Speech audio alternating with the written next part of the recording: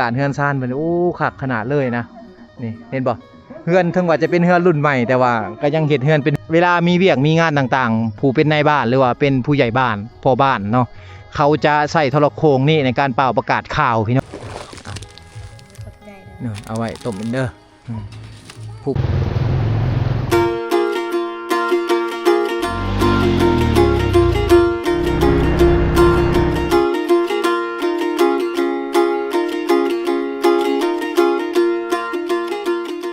แม่น้ำนี่ก็เป็นแม่น้ำสายหลักๆของชาวบ้านกระเจ้าที่เขาใส่อยู่นี่พี่น้องเนาะช่วงทำอีทที่ว่าเขามาอยู่ข้างในเขาจะบ่ได้มีน้ำลิ้นใส่ฉะนั้นเขาจะมาอาบน้ำแบบนี้พี่น้องอันนี้คือน้ำที่มาไหลมาแต่ภูแต่ผาไหลมาแต่ภูแต่ผาก่อนจะเข้าไปบ้านอาเช่าพี่น้องเขาต้องได้ผ่านเส้นทางแบบสี่ก็คือผ่านลำธารผ่านแม่น้ำต่างๆพี่น้องเลยเนาะ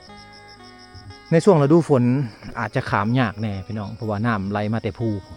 น้ำมันจะไหลมาแต่เบื้องพุนน้ำมันจะแห้งพี่น้องในช่วงนั้นถ้าว่าจะออกไปนอกต้องได้คอยไปต้องไปนำกันประมาณ2-3 คนเพื่อว่าจะได้อยู่รถพี่น้องเนาะหรือว่าถ้าว่าใครมีรถไถซิ่งรถซิ่งเขาก็จะไปสะดวกสบายพี่น้องในช่วงนั้นแต่ว่าผู้ใดที่บ่มีเนี่ยก็จะใช้รถจักรหรือว่าย่างเอาอันนี้คือแหล่งน้ำธรรมชาติที่ไหลมาแต่ภูพี่น้องที่ไหลมาแต่ภูช่วงนี้เป็นช่วงที่ฝนยังบ่ทันได้ลงหรือว่าฝนยังบ่ทันได้ตกแห้งเพราะว่าเป็นเขตชายแดนลาวเวียดนามถ้าว่าเวียดนามฤดูหนาวทางนี้ก็สิหนาวนำถ้าว่าลาวฝนตกทางนี้ก็สิตกนำพี่น้องเอ้ยเนาะฉะนั้นอยู่ทางนี้ประมาณมีอยู่ประมาณ2-3ฤดูใน1ปีพี่น้องเอ้ยเนาะ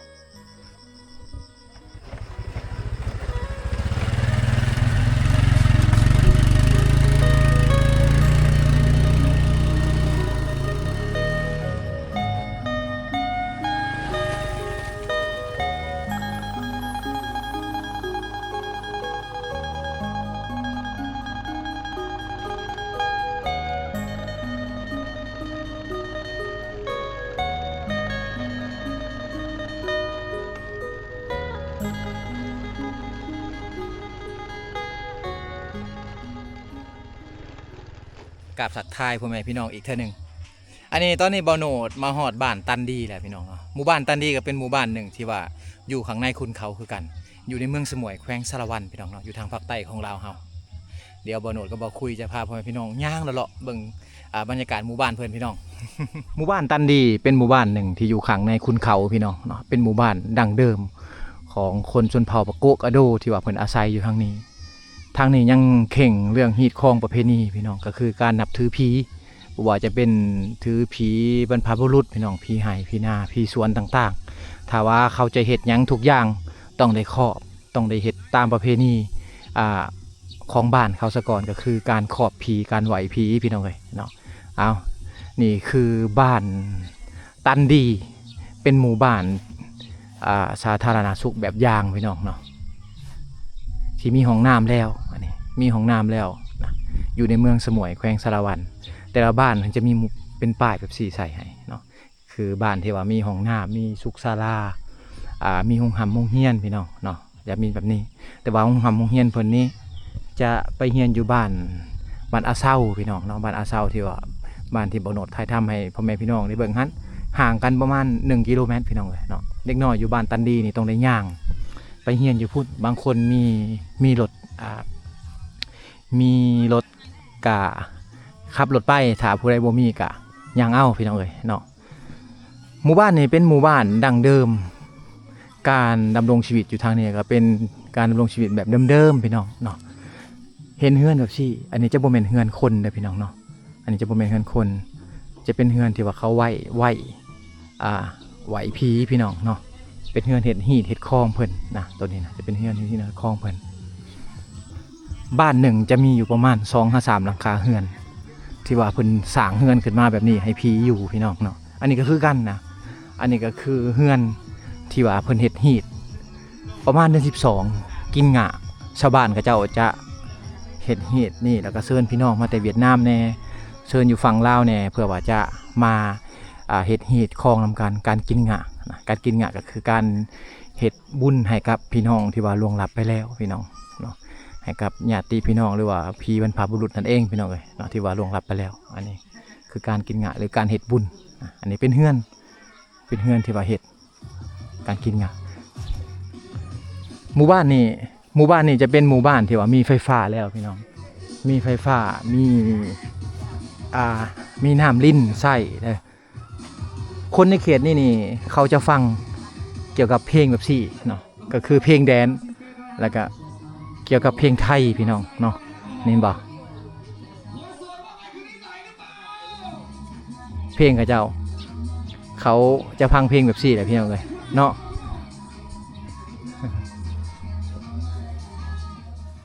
น้ำที่เพิ่นใส่จะเป็นน้ำลิ้นนะแต่ว่าเขาเฉดเป็นกอกแบบสี่พี่น้องเนาะถ้าว่าบ่ใส่เขาก็จะปิดไว้ถ้าว่าใส่เขาก็เปิดพี่น้องตัวนี้เขาจะบ่ได้ปล่อยไว้24ชั่วโมงคือกับบ้านอาเช่านะจะได้ปิดไว้แบบสี่พี่น้องเลยเนาะน้ำมันจะมีใส่ตลอดปีเลยได้ถึงว่าจะเปิดทิ้งไว้ก็มีใส่พี่น้องเลยเนาะอยู่ทางนี้นี่คือลูกๆหลานๆบ้านส่วนสบายดีโอ้ยแม่นี่จ่าแก้วกินขนมนั่นแหละแม่เพิ่นนี้อายุจักปีเลยแม่เฒ่านี่อายุจักปีแล้วมาก็โอ้60บ่แม่น80แล้วบ่80 90ปีแล้วได้นี่ไหนบ่มีแขวเลยได้พี่น้องเอ้ยกินขนมทางเขตนี่อย่ากูตอกเตี้ยมันเจ้ามันอันว่าลาวเหมือนมาเว้าลาวแล้วเข้าใจอยู่เขาเว้าปะโกะบ่เข้าใจเราเนี่ยบ่เข้าใจภาษาลาวเด้อเราเป็นคนรุ่นเก่าเนาะเป็นคนรุ่นเก่าจะบ่เข้าใจภาษาลาวเด้อน้องเอ้ยเนาะจะเข้าใจแต่ภาษาปะโกะกะโดทางนี้เขาเว้ากันกับภาษาเวียดนามเด้อที่ทางนี้ที่เพิ่นเว้ากันพี่น้องลูกหลานนี่พักโรงเรียนแล้วบ่ไปทำโรงเรียนแล้วเฮาก็บ่มีหยังมาฝากแล้วมีแต่ขนมเลยเอาอีแม่เอ้ยกำเอิญเด้อกำเอิญอ่ะขนมกำเอิญนะลูกเอ้ยเอากำเอิญไปขอบใจมาให้ผู้เล็กๆน้อยๆอาจจะให้ได้บ่หลายนะกำเอิญขอบใจเด้อไม่มีขอบใจอันแถวใจโดยเอ้าตกใจโดยเอาหลานบ่เอาเจ้าจะบ่นะเจ้าหลานโอ้คุณอันนี้ซะบ่เอาบ่ย่างไปแล้วอันนี้ลูกเจ้าเอาลูกเอาหลานอันนี้ผู้ชายอยู่ทางบ้านนี่เพิ่นจะอุ้มลูกอุ้มหลานนะผู้เป็นลูกผู้เป็นเคยผู้เป็นไผ่จะไปไห้ไปสวน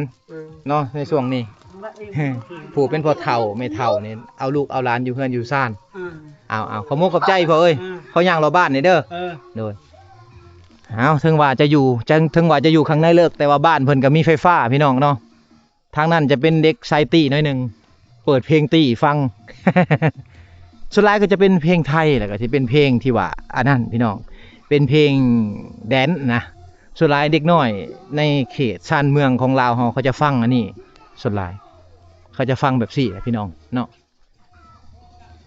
เพลงแดนซ์เพลงตี้ แต่ว่าคนน่ะบ่ได้ตี้หรอกเขาเจ้าฟังซื่อๆพี่น้องเลยเนาะบ้านชวนฟังเพลงเนาะทางน่ะสบายดีโอ้เอาอาเจ้าบ่หรือลูกชายโอ้ลูกเจ้าบ่นี่เอา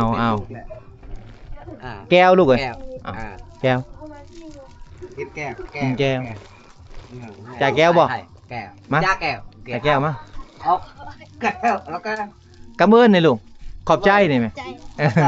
ลูกสาวจะบ่นี่มาหากมาโอ้ยอมผม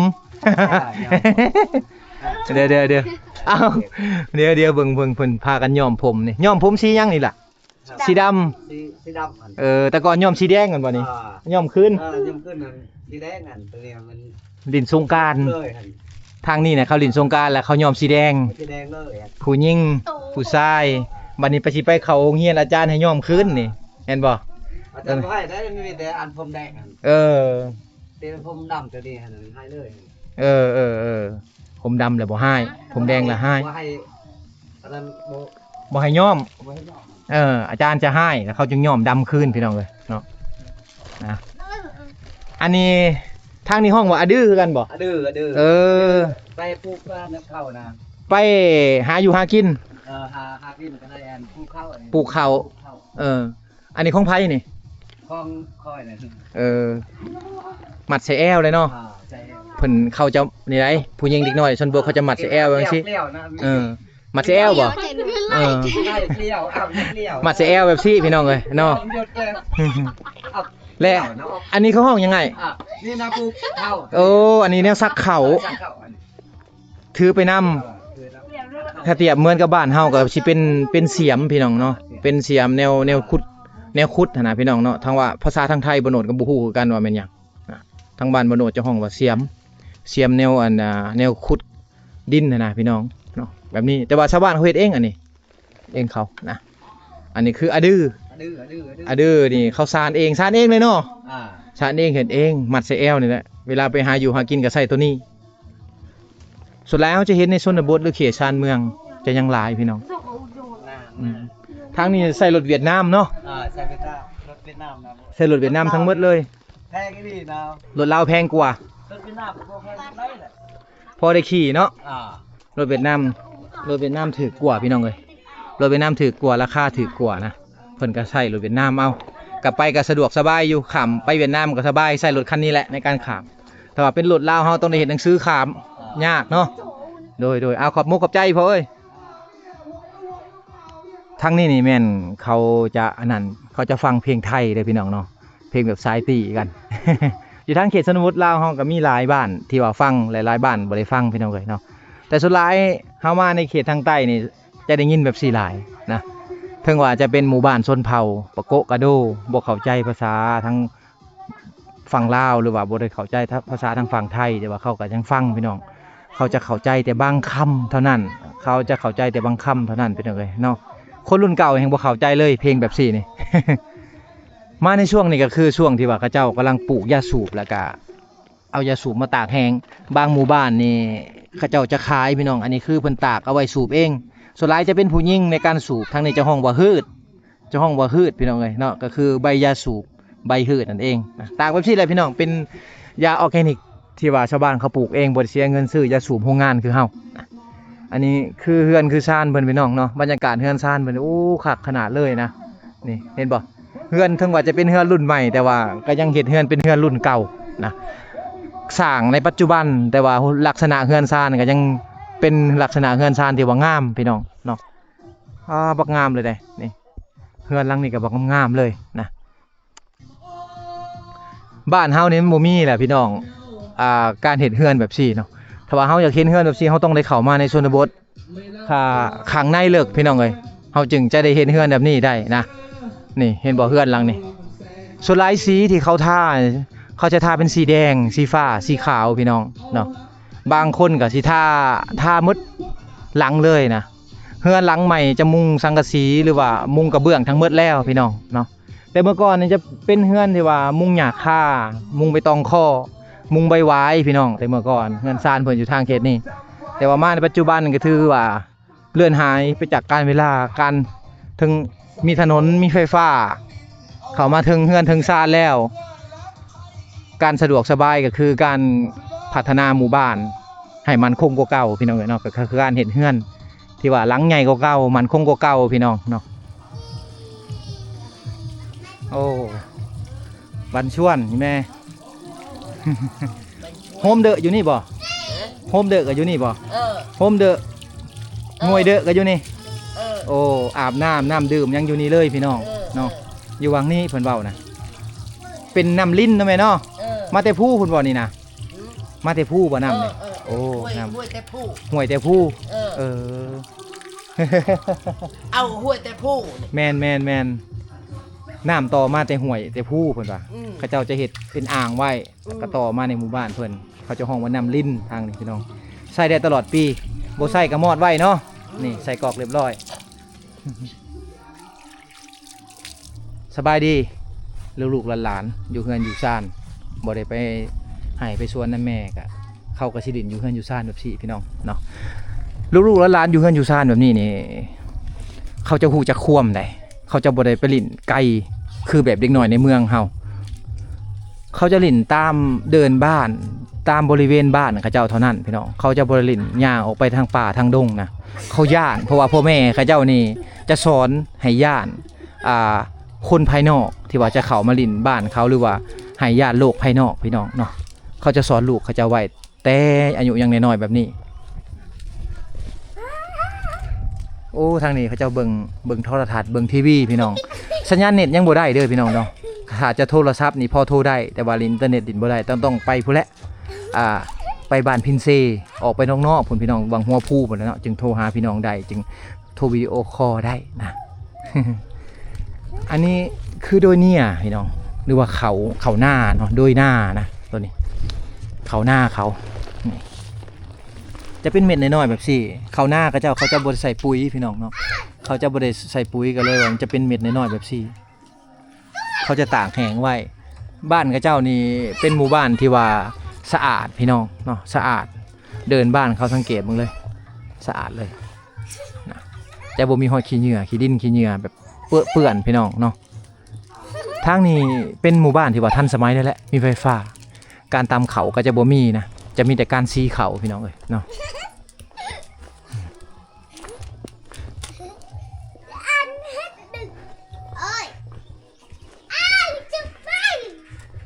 สบายดี เฮ็ดพิเลอร์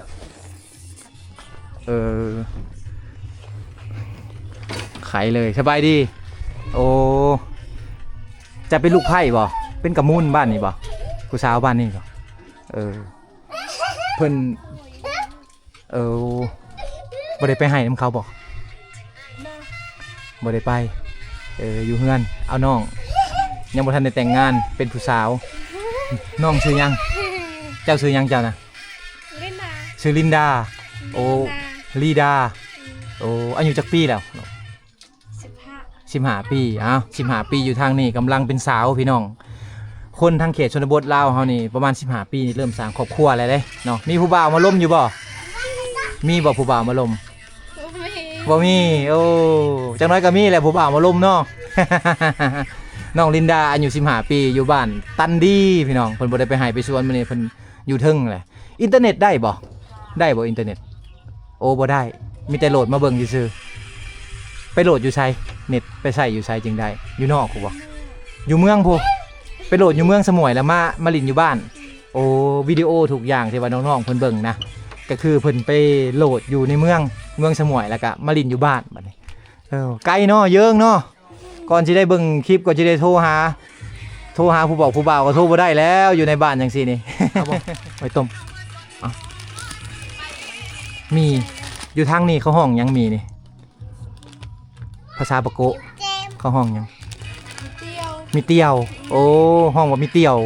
มีคือมีเตียวโอ้ทางบ้านเฮาพันห้องมีธรรมดาเนาะลูกหลานแก้วลูกขอบใจไหมกับเอิญก่อนกับเอิญหนบเอาหน่อยสิหนบเอาไว้ เขายังบวกเข้าใจเนาะเรื่องวัฒนธรรมลูกกับเอิญเลยจับเอาโลดเอากับเอิญเนี่ย อายุยังน้อยยังบวกเข้าใจเรื่องวัฒนธรรมนะพี่น้องเพราะว่าเขาเป็นเด็กน้อยที่ว่าได้เดียงสาอยู่ข้างในเลิก บูฮู้โลกภายนอกบูฮู้ว่าในเมืองเป็นอะไรเนาะพี่น้องเอ๋ยนี่ก็คือบ้านตันดีเป็นหมู่บ้านเดิมๆเนาะบ้านเก่าบ้านแก่เป็นหมู่บ้านเก่าแก่ของคนในชนเผ่าปะโกะกะโดหมู่บ้านนี้เมื่อก่อนเฮือนซ่านกับเจ้าจะเป็นเฮือนซ่านแบบซี่ก็คือมุงใบหวายมุงใบตองเคาะพี่น้องเนาะเป็นเฮือนซ่านแบบนี้อันนี้คือเฮือนเก่าเฮือนเดิมของเพิ่นแต่สมัยก่อนแต่สมัยก่อนเขาจะอยู่แบบนี้กันแต่ว่ามาในปัจจุบันนี่เฮือนซานก็จะเปลี่ยนไปตามกาลเวลาก็คือเป็นเฮือนใหม่แบบนี้ทั้งหมดเนาะที่ว่าแน่นหนากว่าแต่ว่าเฮือนเขาเจ้าเนี่ยจะบ่ได้ฝังดินฝังเสาพี่น้องเขาจะใส่เสาปูนแบบ4ห้องเอาเนาะผู้ใดที่บ่มีเงินก็สิใส่หินผาห้องเสาเอาพี่น้องเลยเนาะนี่ก็คือการกันปลวกบันชวนอีพ่อสบายดีเห็ดพี่เลอเห็ดยังโอ้ขึ้นไปในเดือนน้อยหนึ่งเด้อโอ้ผลจักตอกไปใช้มัดเข่าโอ้แปลงหลังคามัดหลังคาอีพออายุจักปีแล้ว 68 ปี 68 ปีอยู่ผู้เดียวบ่นี่หลังนี่ ยังเมีย โอ้อยู่กับเมีย เมีย เมียไปเชียร์หญ้าให้อีพ่อเพิ่นนี่สิแปลงเฮือนเพิ่นเพราะว่ามันสิถึกฤดูฝนแล้วเพิ่นสิแปลงหลังคานะหลังคาเพิ่นเป็นหลังคาแบบคลาสสิกได้เป็นหลังคารุ่นเก่าอันนี้ใบหวายบ่พอ บ๊ายบาย ใบหวายทั้งนี้เขาห้องหยังภาษาบะโกะใบหวาย โตะป้อ ป้อใบป้อพี่น้องใบป้อก็คือใบหวายนะ ลูลาป้อ ใบต้องข้อมีบ่ทางนี้บ่มีเลยเนาะ ผมมี มีแต่ใบหวายอย่างซี่แหละเฮ็ดเฮือนแบบทรงกลมทรงกุ๊บพี่น้องเนาะลูกบ่มีหยังมาฝากมีแต่หมี่เด้อเอาไปต้มกินมีเกี้ยวเห็นบ่เฮาเอาถูกบ่ภาษาทางนี้ห้องมีหยังมีแก้วมีกัวตะกอคือกันแต่บ่ถูกพี่น้องอันนี้คือเฮือนครัวเพิ่นนอนแน่อยู่นี่แน่เนาะ คั่ว อันนี้เตาไฟอยู่เทิงเฮือนนี่เลยเมื่อก่อนนี่คนตะกี้นี่เขาเจ้าย่านเสือย่านสัตว์หายชาวบ้านเขาเจ้าเลยพากันเฮ็ดเตาไฟอยู่เทิงเฮือนแบบนี้แต่เมื่อก่อนนี่บ่มีไฟฟ้าได้พี่น้องบ่มีไฟฟ้าได้เนาะกลางคืนแหละอัดประตูนอนเลยทางนี้ไปไสบ่ได้หลายย่านกลางคืนนะหาอยู่หากินมาแล้วก็อัดประตูนอนไปกับไปหลายๆคนสบายดีวันชวนเป็นไพ่ป่ะเจ้าแต่ก่อนอยู่บ้านใดเพื่อนนี่เป็นไพ่ บ้านอมรลึก บ้านอมรลือ แมนบ้านเกิดน้อง เจ้าซื้อยังเจ้านะ น้องซื้อทา ซื้อทาอายุจักปีแล้วเดี๋ยวนี้ สาวปลาย สาวปลายได้ลูกจักคนแหละ 3 คนโอ้แต่งงานแต่อายุจักปี แต่งงานแล้ว18 แต่อายุ18 ปีโอ้เดี๋ยวนี้ได้ลูก3 คนแล้วพี่น้องมาอยู่นี่ก็หลายปีเติบแล้วเนาะอันนี้เป็นเฮือนบ่หรือว่า เป็นเพื่อนแล้ว โอ้ แต่งกินก็อยู่นี่นอนก็อยู่นี่เลย สร้างครอบครัวใหม่เลยพากันอยู่นี่เนาะผู้ใดที่ว่าสร้างครอบครัวใหม่จะเป็นเฮือนหลังหน่อยแบบซี่พี่น้องเลย ขอบใจเด้อ เนอะเอาไว้ต้มเป็นเด้อผูกเป็นผัวไปให้บ่ แมน เออ ชวน ไปสวนผูกเป็นเมียแต่อยู่เฮือนเอาลูกแบบซี่แหละพี่น้องเลยเนาะอยู่เขตชนบทลาวเฮาการแต่งงานเป็นการจุดเริ่มต้นของชีวิตใหม่นะเฮือนก็ต้องได้เฮ็ดหลังใหม่นะเครื่องอยู่เครื่องไส้ต่างๆอยู่ในเฮือนในซ่านนี่ก็สิเป็นอันนั้นเลยเนาะก็สิเป็นอันซื้อใหม่หมดเลยเห็นบ่ แมน เอาฟืนนี่ก็เพิ่นแบกมาแต่ให้เพิ่นพี่น้องเลยเนาะ มาแต่ผู้พุ่น เออ ไกล โดยขอบใจเด้อโดย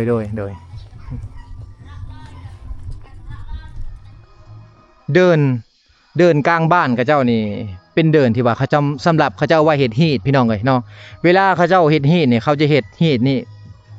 จัดงานกันอยู่นี่ขางัวขาควายกันอยู่นี่พี่น้องเนาะคือการกินงะต่างๆหรือว่าการไหวผีต่างๆของเขาจะจัดงานอยู่นี่เลยนะฉะนั้นนี่การเฮ็ดเฮือนเฮ็ดชานของเขาเนี่ยเขาจะปุกอ้อมๆไว้ทางข้างพี่น้องจะบ่ได้อันนั้นจะบ่ได้ปุกเข้ากลางเดินบ้านเขาจะจงไว้นะเดินกลางบ้านเขาเจ้าเห็นบ่ถ้าว่าผู้ใดที่ว่าสร้างครอบครัวใหม่เนาะเขาก็สิอยู่ใกล้ๆกับพ่อแม่เขาแล้วก็สิได้อยู่ลุ่มๆลงไปพี่น้องเนาะก็สิเป็นแบบนี้อันนี้คือสถานที่ที่ว่าชาวบ้านจงไว้ในการเฮ็ดฮีตต่างๆพี่น้องเนาะนี่แม่นบ่เลยแหละพี่น้องแบบซี่แม่นบ่เลยนะบ้านเขาเจ้านี่มีไฟฟ้าแล้วก็สิมีโทรโข่งแบบซี่อยู่กลางบ้านโทรโข่งแบบซี่นี่แม่นเวลามีเวียกมีงานต่างๆผู้เป็นนายบ้านหรือว่าเป็นผู้ใหญ่บ้านพ่อบ้านเนาะเขาจะใส่โทรโข่งนี่ในการเป่าประกาศข่าวพี่น้องเนาะให้กับพี่น้อง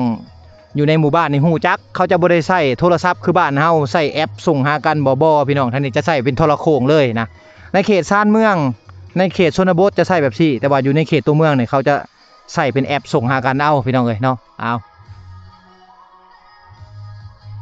พี่น้องนี่ก็คือบ้านตันดีพี่น้องเนาะเป็นหมู่บ้านชนเผ่าปะโกะกะโดที่ว่าอยู่ในเมืองสมุยแขวงสารวันเป็นบ้านน้อยๆพี่น้องประมาณ20ปลายกว่าหลังคาเรือนที่ว่าเพิ่นอยู่ในคุณเขาเนาะภูเขาอ้อมรอบบ้านนี้อยู่ในโน้นสูงพี่น้องฉะนั้นน้ำมันจะบ่ท่วมน้ำมันจะอยู่ลุ่มๆไปพี่น้องเลยเนาะเอาเดินทางกันต่อพี่น้องอีพีนี้ก็สิมีประมาณนี้ต้องขอบใจหมดทุกคนที่เข้ามาติดตามนะครับชมเด้อพี่น้อง